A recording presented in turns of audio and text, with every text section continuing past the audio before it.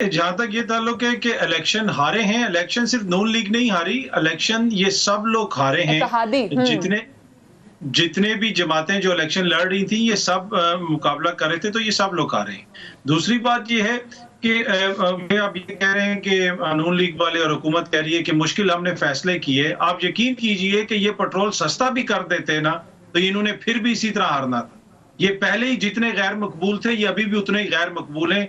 इनको सियासी शेर बनाया गया मीडिया के ऊपर, जिन लोगों ने तज्जिए किए। अभी कुछ दिन पहले ही आप देख लें ना, आप एक दिन पहले की देख लें, लोग इनको 16-16 सीटें दे रहे थे। लोग कह रहे थे ये 18 सीटें जीत जाएंगे। 3 सीटें वो पीटीआई को खिरात में दी जा रही थी, और बड़े बड़े सीनियर लोग ये कर रहे थे। तो ये उतने ही गैर मकबूल हैं जितने ये हुकूमत में आने से पहले गैर मकबूल थे। और ये इमरान खान की इंश्योरेंस पॉलिसी है। जब तक इमरान खान का मुतबादल ये लोग होंगे, क्या कोई मान सकता है कि इमरान खान को उतार के शहबाज शरीफ आएंगे और वो मुल्क के मसाइल हल कर देंगे?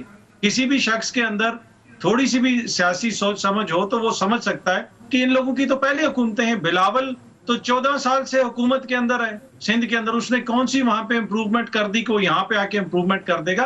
तो मेरे ख्याल में इनकी वजह से ये बिल्कुल वाज़ेह था। और जो लोग भी ग्राउंड के ऊपर चीजों को देख रहे थे, उनको पता था कि पीटीआई इनको शिकस्त देगी, और वही फिर नतीजा निकला। और दूसरी वो चीज भी हमने देखी कि एक बार बार जिक्र यहाँ पे होता था, जी मुदाखलत हुई, साजिश नहीं हुई। अब पता चल गया है कि पहले साजिश होती है और फिर मुदाखलत होती है। इसलिए कि खान साहब के खिलाफ साजिश हुई, फिर अवाम ने मुदाखलत की, और जो मुदाखलत उन्होंने की वो अब आपके सामने है। तो मेरे ख्याल में अब ये भी एक चीज क्लियर हो गई है।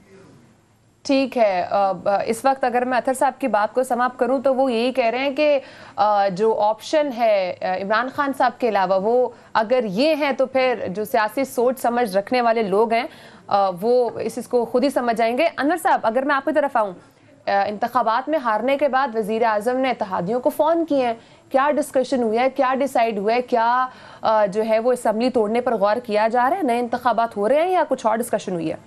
आज नवाज शरीफ ने जो है वो मौलाना फजल रहमान और साबिक सदर आसिफ अली जरदारी को टेलीफोन किया है।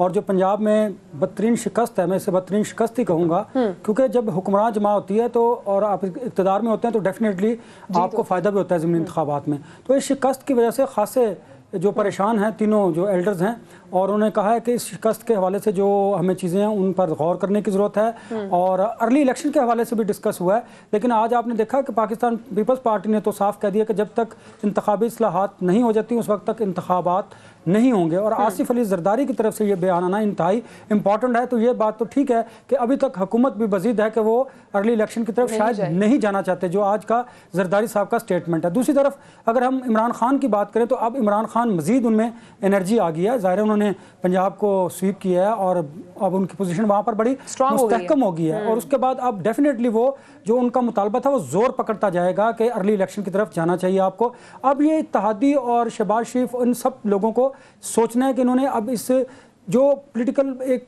क्राइसिस आ चुका है, मैं समझता हूँ कि उसको उसमें से कैसे निकलना है। देखिए अर्ली इलेक्शन, ये तो पाकिस्तान तहरीक इंसाफ कहती है कि यही एक वाहिद हल है, और कुछ हद तक उनका ये बयानिया दुरुस्त भी साबित हुआ है पंजाब के इंतखाबात के बाद।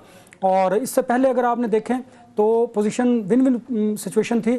सब लोगों का ये बात दुरुस्त है कि यही तजिया था कि शायद 12 के करीब सीटें जो पाकिस्तान मुस्लिम लीग नून ले जाएगी। लेकिन अगर आप देखें कि ज़ाहिर उनकी सीटें लाहौर बड़ा सेटबैक था। और ये देखिए, अगर आपने मरीम नवाज की भी बात की, क्राउड पुल कर लेना ये कोई बड़ी बात नहीं होती। जो इंतखाबात होते हैं, वोटिंग डे होता है, ये बड़ा इंपॉर्टेंट होता है। मैंने आपको बताया ना कि पाकिस्तान तहरीक इंसाफ ने वोटिंग से पहले इमरान खान का जो बयान था उन्होंने शोर मचाया हुआ था, ये इलेक्शन कमीशन जो है ये बिल्कुल धांधली कर रहा है, उन्होंने शोर मचा मचा के एक बयानिया अपना डेवलप कर लिया। इसके साथ साथ उन्होंने कहा ये चोर हैं। फिर उन्होंने कहा ये महंगाई में होता तो शायद इतनी ना होती, पेट्रोल की प्राइसेस इतनी ना होती। उन्होंने तकवीयत दी अपनी इस तमाम सूरत हाल को, और उसमें कामयाब हुए। और उस कामयाबी को आपने देखा कि जिस तरह उन्होंने नशिस्तें हासिल की हैं। अब ये बड़े परेशान हैं और ये सोच रहे हैं कि हमें पंजाब को कैसे टैकल करना है। देखिए वारिया, पंजाब बड़ा सूबा है और जिसके पास पंजाब होता है वफाक भी उसके पास होता है। अब अगर पंजाब इमरान खान के पास जाता है, परवेज इलाही वहाँ पर सीएम होते हैं, और आपको पता है परवेज इलाही डिलीवर करने वाली शख्सियत है। फेडरल में क्या सूरत होगी? फेडरल में तो पहले ही बड़ी परेशानी है। इत्तेहादियों की जो हुकूमत होती है वो बड़ी कमजोर हुकूमत होती है, उसमें आपको हर मौके पर ब्लैकमेल होना होता है। ठीक है, अब आप देखिए, एक और बात मैं करना चाहूँगा, कितना स्मार्ट मूव किया है पाकिस्तान पीपल्स पार्टी ने کہ پاکستان پیپلز پارٹی نے وہ کیا مسلم لیگ نون کے ساتھ جو اسٹیبلشمنٹ بھی نہ کر سکی, جو عمران خان بھی 4.5 برس نہ کر سکا. 60 دنوں میں انہوں نے وہ کر دیا, دیوار کے ساتھ لگا دیا, اور خود ابھی پھر بھی یہی کہہ رہے ہیں کہ جب تک اصلاحات نہیں ہوں گے تب تک ہم آگے موو نہیں کریں گے. تو وہ ابھی بھی انتخابات کے لیے ریڈی نہیں ہے. اطہر صاحب, ابھی انور صاحب نے ایک بات کی کہ عمران خان صاحب نے جب الیکشن مہم چل رہی تھی تو وہ بار بار الیکشن کمشنر سے مستعفی ہونے کا مطالبہ کر رہے تھے, ان کا یہ نیریٹو بکا بھی. لیکن اطہر صاحب وہ ابھی بھی یہ بات کر رہے ہیں, آج بھی انہوں نے یہی مطالبہ کیا ہے, آج بھی وہ یہی بات کر رہے ہیں کہ الیکشن کمشنر کو مستعفی ہونا چاہیے.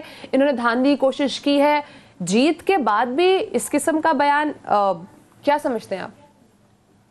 دیکھیں, الیکشن ڈے اور الیکشن ڈے سے پہلے بہت ساری ایسی چیزیں جن کی ہم مثال یہاں پہ دے سکتے ہیں, جن کو دیکھ کے یہ لگتا ہے کہ الیکشن کمیشن کا جو کردار ہے وہ مشکوک ہے ایٹ بیسٹ. آپ ایک طرف تو آپ ورس اس پہ الزام لگا سکتے ہیں کہ وہ جانبدار ہیں, لیکن اگر وہ جانبدار نہیں بھی ہیں تو وہ مشکوک ضرور ہیں. مشکوک اس طرح ہیں کہ آپ مخصوص نشستوں کے حوالے سے دیکھ لیں, آپ دیگر معاملات کے حوالے سے دیکھ لیں, ووٹرنگ لسٹ کے حوالے سے دیکھ لیں, تو لگتا ایسے ہے کہ الیکشن کمیشن اپنی ذمہ داریاں پراپر طریقے سے نہیں نبھاتا رہا. تو یہی وجہ ہے کہ پی ٹی آئی کہتی ہے کہ ان کا کردار ہمیں جانبدار لگتا ہے. اور خان صاحب نے آج بھی ذکر کیا کہ 8 ایسے کیسز ہیں جن کے اندر جب پی ٹی آئی گئی الیکشن کمیشن کے پاس تو الیکشن کمیشن نے ان کو ریلیف نہیں دیا. پھر جب وہ عدالت میں گئے تو عدالت نے اوور رول کیا, جو یہ واضح کرتا ہے کہ یہ کوئی اکا دکا یا کوئی اسے کہہ سکتے ہیں کہ آئسولیشن میں واقعات نہیں ہے, یہ ایک پیٹرن ہے اور الیکشن کمیشن جان کے پی ٹی آئی کو ٹارگٹ کرتا ہے.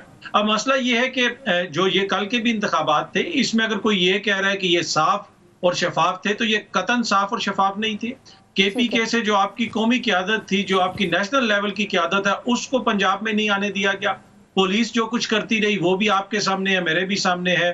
اس کے علاوہ دیگر جو پہلے کارروائیاں ہوئیں وہ بھی آپ کے سامنے ہے. تو میرے خیال میں یہ قطعاً کوئی صاف اور شفاف الیکشنز نہیں تھے. لیکن جس قسم کی تیاری کی ہوئی تھی پی ٹی آئی نے اور جس طریقے سے وہ ویجیلنٹ تھے, اب جو بڑا ایک فیکٹر ہے کہ جو انفارمیشن آتی ہے اس انفارمیشن کے اندر گیپ ختم ہو گیا. پہلے یہ ہوتا تھا کہ ایک پولنگ سٹیشن کے اوپر ووٹ پڑے, وہاں سے پرچی چلے گی, جب وہ کہیں اور تک پہنچے گی تو بیچ میں گڑبڑ ہو جاتی تھی. اب وہ کسی ریموٹ سے ریموٹ علاقے کے اندر بھی وہیں سے وہ فوٹو کھینچتے ہیں اور واٹس ایپ کر دیتا ہے پولنگ ایجنٹ. تو وہ جو انفارمیشن کا گیپ ختم ہوا ہے اس کی وجہ سے اب دھاندلی کرنے میں اتنی آسانی نہیں ہوتی.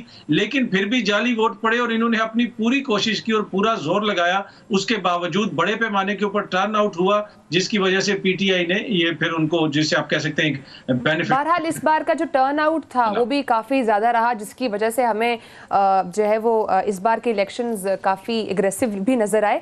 بریک کا ٹائم ہے ناظرین. جاوید لطیف صاحب اپنی ہی پارٹی کے خلاف آج انہوں نے پریس کانفرنس کی ہے, وہ کہ آپ نواز شریف صاحب کو واپس آنا پڑے گا, اور وہ کیا کہہ رہے ہیں بریک کے بعد وہ آپ کو سنواتے بھی ہیں اور آپ اس پہ ڈسکشن بھی کریں گے کہ وہ ایسا کیوں کہہ رہے ہیں. بریک کے بعد